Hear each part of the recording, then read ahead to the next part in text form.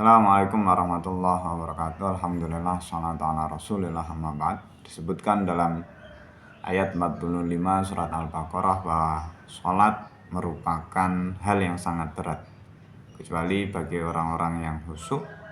Lalu siapakah orang-orang khusyuk tersebut hingga membuat mereka tidak merasa bahwa sholat merupakan hal yang berat bagi mereka? Ayat berikutnya memberikan definisi siapakah yang dimaksud sebagai orang yang khusyuk tersebut. Alladzina yadunnuna annahum mulaqu rabbihim wa annahum ilaihi raji'un. Orang-orang yang khusyuk yaitu mereka yang yakin bahwa mereka akan menemui Tuhannya dan bahwa mereka akan kembali kepadanya. Surat Al-Baqarah ayat 46. Imam Jalaluddin dalam kitabnya Tafsir Jalalain mengatakan bahwa orang-orang yang khusyuk adalah mereka yang meyakini perjumpaan dengan Allah, yakni mereka yang meyakini adanya hari kebangkitan kembali manusia. Mereka meyakini kepulangan mereka di akhirat untuk menerima pembalasan darinya. Berarti dengan pengertian tersebut, orang yang khusyuk adalah mereka yang memiliki kesadaran. Jadi bukan hanya yakin saja, tapi sudah menjiwai akan adanya perjumpaan dengan Tuhannya.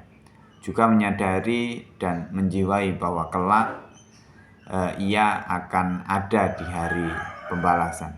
Jadi sangat wajar bila lalu mereka merasa tidak berat ketika menjalankan perintah sholat yang berat itu, karena dengan sadar akan konsekuensinya.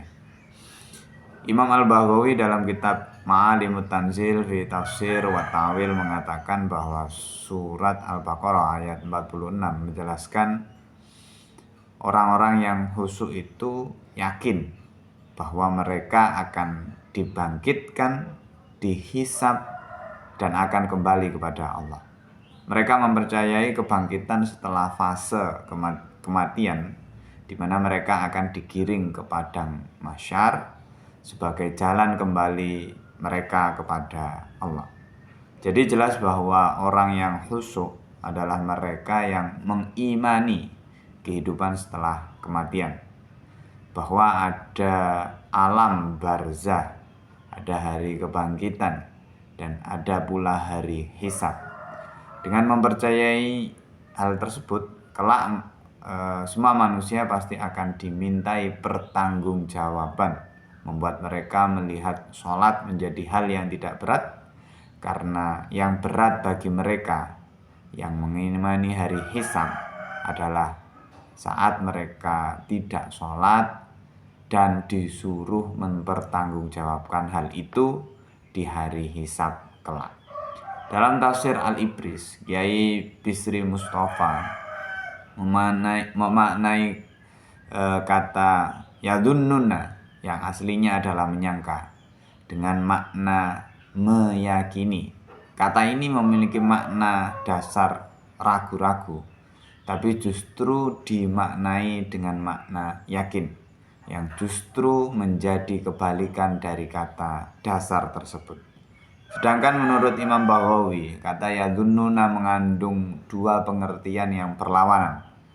Kata yadunnuna berarti ragu dan yakin, serta takut dan berharap sekaligus.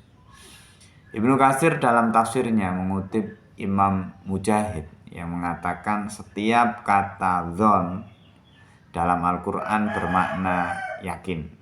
Pada riwayat lain, Imam Mujahid mengatakan setiap kata dzon dalam Al-Quran bermakna tahu.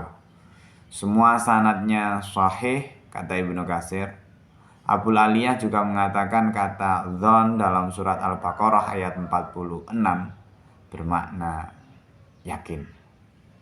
Akhirul kalam, wassalamualaikum warahmatullahi wabarakatuh.